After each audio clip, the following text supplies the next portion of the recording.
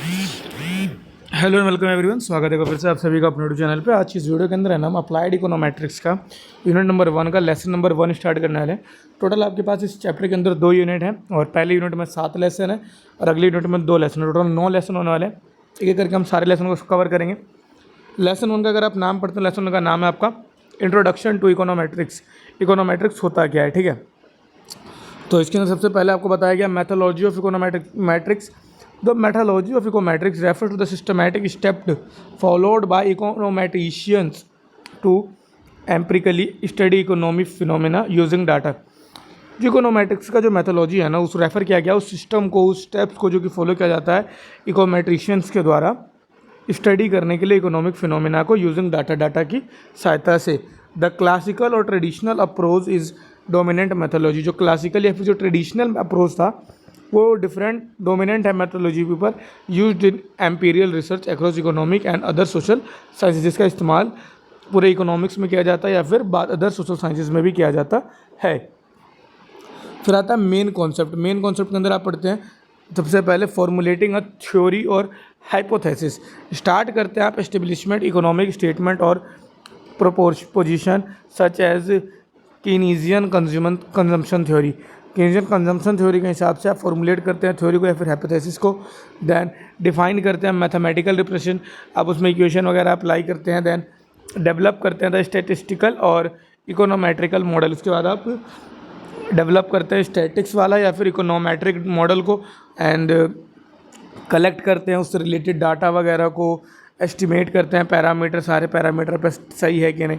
फिर टेस्ट करते हैं हाइपोथेसिस, मतलब कि यूटिलाइज करते हैं स्टैटिस्टिकल इन्फरेंस को कंफर्म करने के लिए या फिर डिस्प्रूव करने के लिए कि इकोनॉमिक थ्योरी सही है या फिर गलत है। मेकिंग फोरकास्ट और प्रिडिक्शन, आप आने वाले समय के लिए कुछ अनुमान लगाते हैं, फोरकास्ट करते हैं, प्रिडिक्शन लगाते हैं। Then applying the model for control और पॉलिसी पर्पस, फिर आप मैनिपुलेट करते हैं कंट्रोल वेरिएबल्स को वाया फिस्कल और monetary strategies to achieve a targeted outcome in the dependent variable. आप स्टार्ट करते हैं फिस्कल और मॉनेटरी स्ट्रेटजी जिससे कि अचीव कर सकते हैं आप टारगेटेड आउटकम इन डिपेंडेंट वेरिएबल्स, ठीक है। देन इंपॉर्टेंट 10 ऑफ डेफिनेशन अगर देखें तो इसके अंदर आपको एक डिपेंडेंट वेरिएबल, एक एक्सप्लेनेटरी वेरिएबल और then stochastic disturbance error term के बारे में आपको पता होना चाहिए।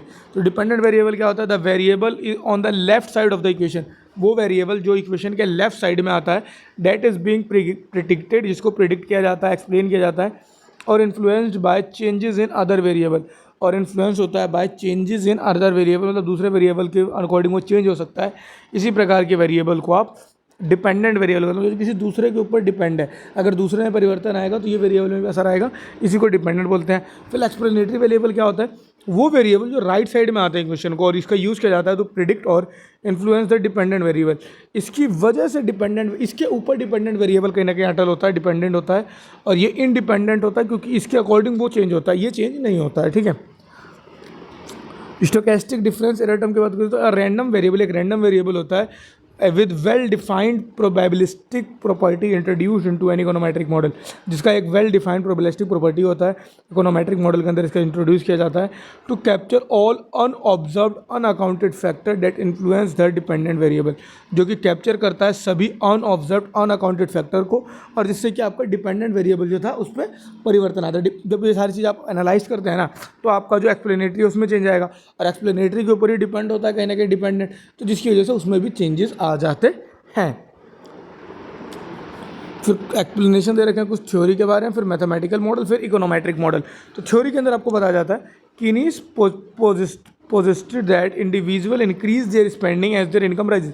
कीनीज ने बताया कि जितने व्यक्ति है ना वो अपने खर्च बढ़ा देते हैं जैसे उनका इनकम बढ़ता है, बिल्कुल सही बात है, but not the same extent as economic income increase. लेकिन सेम ऐसा नहीं होता जब उसकी इनकम इंक्रीज होगी, thus the marginal propensity to consume lies between 0 and 1। फिर यहाँ पे आपको बताया जाता है कि देन आपके पास आ जाता है मैथमेटिकल टूल। मैथमेटिकल टूल के अंदर आपको बताया जाता है a mathematical economic represent by establishing a direct functional relationship. एक मैथमेटिकल इकोनॉमिक्स ने इसके विषय में बताया डैट इसका रिप्रेजेंट किया जाता है by stabilising a direct functional relationship, एक डायरेक्ट फंक्शनल रिलेशनशिप बैठाया जाता है between consumption and income, consumption और इनकम के बीच में, और अज्यूमिंग एन एग्जैक्ट और डिटर्मिनिस्टिक लिंक, एक लिंक बनाया जाता है, उसी को मैथमेटिकल मॉडल बोला गया है। फिर इकोनोमेट्रिक मॉडल क्या है, ये because real world economic relationship are imprecise and factor like family size, ages और बिलीव्स आल्सो इन्फ्लुएंस स्पेंडिंग। बिल्कुल सही बात है, इकोनोमेट्रिक मॉडल के अंदर आपको बताया जाता है जो रियल वर्ल्ड में अगर आप देखते हैं तो यहाँ पर रिलेशनशिप और इम्प्रिसाइज होता है, मतलब कि फैमिली साइज, एजेस और अपने खुद के बिलीव्स वगैरह से भी स्पेंडिंग इन्फ्लुएंस होता है। The model is modified to stochastic the error term accounts for real world variation transforming the exact mathematical line into probabilistic regression. ये जो एरर टर्म है अकाउंट्स का, ये रियल वर्ल्ड वेरिएशन के लिए इसमें क्या होता है, ट्रांसफॉर्म होता है the exact mathematical line into probabilistic regression model, जहाँ पर data point scatter around the line, जहाँ पर डाटा पॉइंट जो होते हैं वो स्कैटर हो रहे होते हैं अराउंड द लाइन। ठीक है, देन आता है the nature of regression analysis. क्या नेचर होता है रिग्रेशन एनालिसिस का, तो regression analysis plays a pivotal role in economics. Regression analysis जो है ना एक पिवोटल रोल प्ले करता है इकोनॉमेट्रिक्स के अंदर, सर्व करता है as corner stone for analysing, quantifying and interrupting relationship between economic variable. ये है ना सर्व करता है कॉर्नर स्टोन की तरह, लाइक एनालाइजिंग में फायदा करता है, क्वांटिफाइंग में, और interrupting relationship between economic variable, और रिलेशनशिप में इंटरप्ट करता है बिटवीन द इकोनॉमिक्स वेरिएबल। ठीक है, अब इसके अंदर कोर फंक्शन की अगर आप बात कर रहे हैं तो कोर फंक्शन में आपको बताया जाता है रिग्रेशन एनालिसिस मॉडल, हाउ और dependent variable is influenced by one or more independent variable.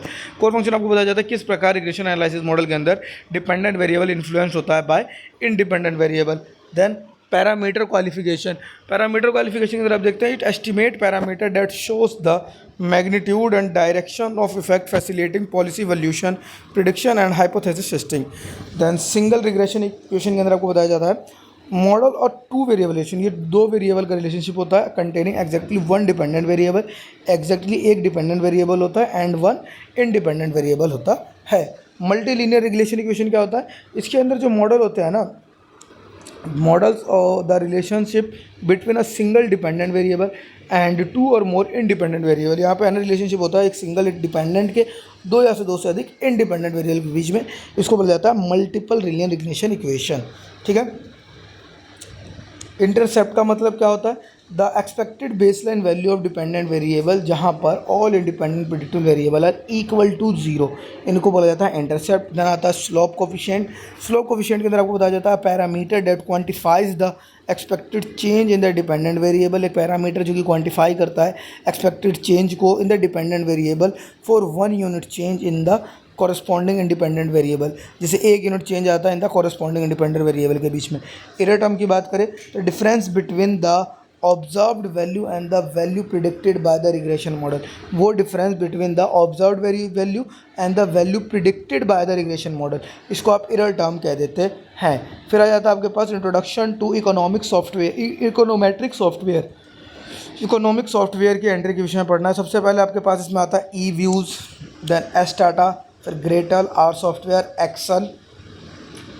ये 5 टूल के बारे में आपको पढ़ना है। मेन यही 5 टूल होते हैं। 5 टूल के नाम याद रख लीजिए आप, क्योंकि अगर इसके विषय में डिटेल में पूछेगा तो आप बना करके लिख सकते हैं। ई व्यूज़ जो होता है कंप्रेसिव पैकेज होता है जो कि रोबोटसनेस टाइम सीरीज एनालिसिस करता है इकोनोमेट्रिक मॉडल के अंदर। It features user friendly graphical interface, इसके अंदर यूज़र फ्रेंडली ग्राफिकल इंटरफेस होता है जिसकी वजह से it highly popular for basic descriptive statistics, जो कि काफ़ी ज़्यादा पॉपुलर होता है फॉर बेसिक डिस्क्रिप्टिव स्टैटिस्टिक्स के लिए। ठीक है, एडवांस फोरकास्टिंग के अंदर आप पढ़ते हैं पैनल डाटा एनालिसिस।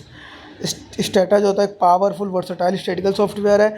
ग्रेटल जो है एक open source user friendly economics library है जिसका फुल फॉर्म हो जाता है GNU regression economist and time series library. R software जो भी एक ओपन सोर्स प्रोग्रामिंग लैंग्वेज है and environment dedicated to statistical computing and graphing, एक ओपन सोर्स प्रोग्रामिंग लैंग्वेज है और एनवायरनमेंट जो है डिसाइड करता है dedicated to statistical computing and graphics. और एक्सेल जो एक बेसिक वाइडली अवेलेबल स्प्रेडशीट होता है जिसकी सहायता से डाटा वगैरह को रेडी किया जाता है। ये था आपका लेसन नंबर 1। उम्मीद करता हूँ आपको लेसन नंबर 1 क्लियर होगा। लेसन 1 की ये सिर्फ थ्योरी बताई है मैंने, यहाँ पर भी एक भी प्रैक्टिकल क्वेश्चन और फॉर्मूला नहीं लाया है। एक बार सारे लेसन देख लीजिएगा, देन उसके बाद फॉर्मूला की एक वीडियो आ जाएगी, और उसके बाद अगर आप लोग की डिमांड हुई कि सही भैया प्रैक्टिकल क्वेश्चंस भी दिखा दो किस प्रकार के आने की संभावना है, देन उस प्रकार के क्वेश्चन लाने की कोशिश करेंगे। बाकी ये लेसन 1 है, यूनिट 1 है। आज संडे का दिन था और आज जो आपकी डेट है 24 है, 24 को मैंने वीडियो आज बना दी है। आपका पेपर 1 को है, 6 दिन आपके पास पूरे हैं आराम से। अगर अभी भी आप देखते हैं तो आराम से करिए। लेकिन हाँ, अभी आप अगर वीडियो आजकल में देख रहे हैं तो अपने दोस्तों को शेयर कर दीजिए, क्योंकि 9 यूनिट है और काफ़ी बड़ा होने वाला वीडियोस, तो एट अ टाइम पेपर के दिन आपके लिए करना मुश्किल हो सकता है। तो वीडियो अच्छी लगी तो लाइक कमेंट शेयर जरूर कीजिएगा, अपने दोस्तों के साथ भी जरूर शेयर कीजिएगा। बाकी चैनल को जरूर सब्सक्राइब कर लीजिएगा इसी प्रकार के और कंटेंट के लिए। धन्यवाद।